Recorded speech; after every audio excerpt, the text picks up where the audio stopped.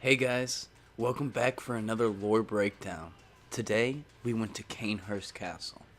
Before that, I want to add something I forgot to end at the last lore breakdown. The brain in the Menlo's Loft. It's exactly like the Tower of Latria and Demon Souls. The elevators, the height of scale on the building, the brain falling. And God man, I love it. I know if any of you guys have played Demon Souls, you remember the encroaching Tower of Latria and all the memories and secrets it held. For starters, to get to Cainhurst Castle, you have to track back to Hemwick Charnel Lane, using the summons Alfred gave you long ago. You remember him? Well, just you wait. If you wander down from the witch's boss lantern and head to the fork, you can approach a stone you've always seen before, but a cutscene plays, only reminding me of the Winter Shrine in Dark Souls 2. And then the carriage arrives. On the side of the door is an emblem engraved. The same thing we saw in Amygdala's chamber. By the good blood, guys, what the shit is going on here?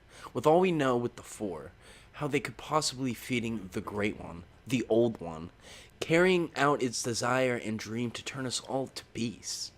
And for its children, the Great Four, to bear children, even though, as we know with Murgo's wet nurse, that the Four cannot have children, or at least they are not meant to, as they are pure evil.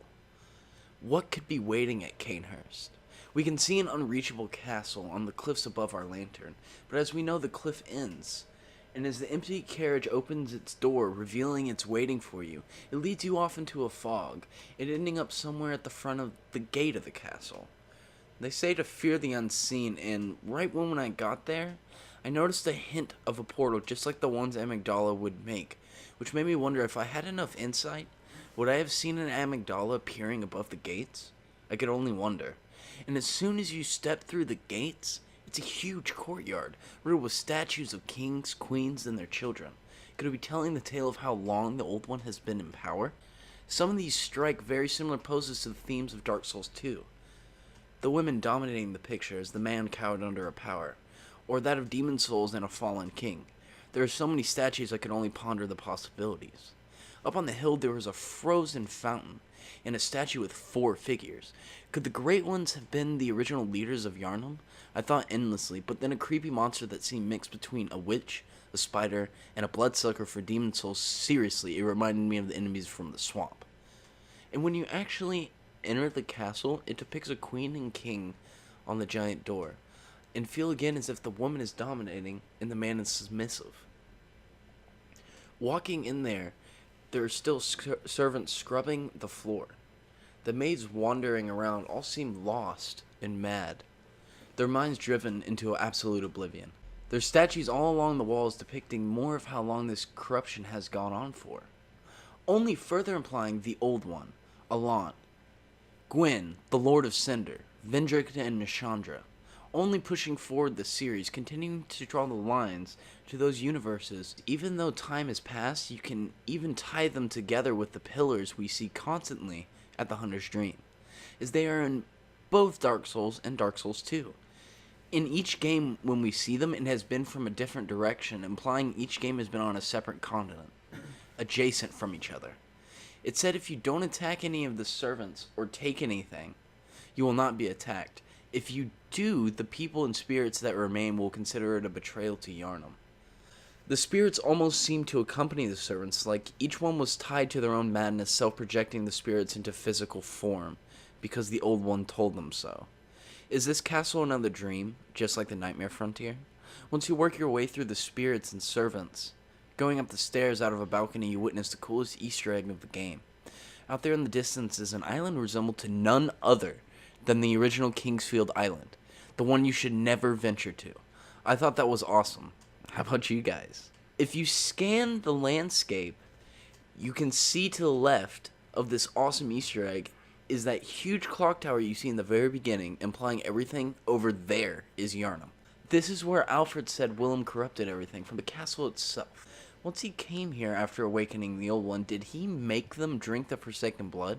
The pale blood? I had to know, so I continued reaching my first gargoyle, reminding me of a less brute version of the gargoyle boss in Demon Souls. I took it as a nod. I've been noticing that with a lot of the enemy. Have any of you guys as well? Getting a better view of the path to Yharnam, the bridge is definitely out. As if the Old One separated the two and Cainhurst is in a dream realm the Old One created. Right before a big door is even more statues. This time, there's a lot more children. Like before the Old One moved in, they had plethoras of children, possibly even too many.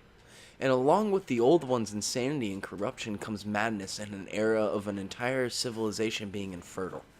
After you travel among the rooftops, which honestly felt really awesome. Like that moment in Oblivion where I played to a ridiculous amount of time, that my speed went over 100 and I could roll on the rooftops in Bruma, the northern city of Cyrodiil. Now we find the boss, and what a treat this was. Martyr Logarius. We've heard about this guy quite a bit. And I quote, "In his time, Master Logarius led his executioners into Cainhurst Castle to cleanse it of the Vileblood. But all did not go well, and Master Logarius became a blessed anchor, guarding us from evil. Tragic time. That Master Logarius should be abandoned in the accursed domain of the Vilebloods.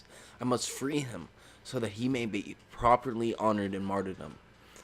If you don't remember that, that's what Alfred said. And thinking back to that, when Willem brought back the Forsaken Blood, he created the first of the Vilebloods. Now it is apparent only 2 remain.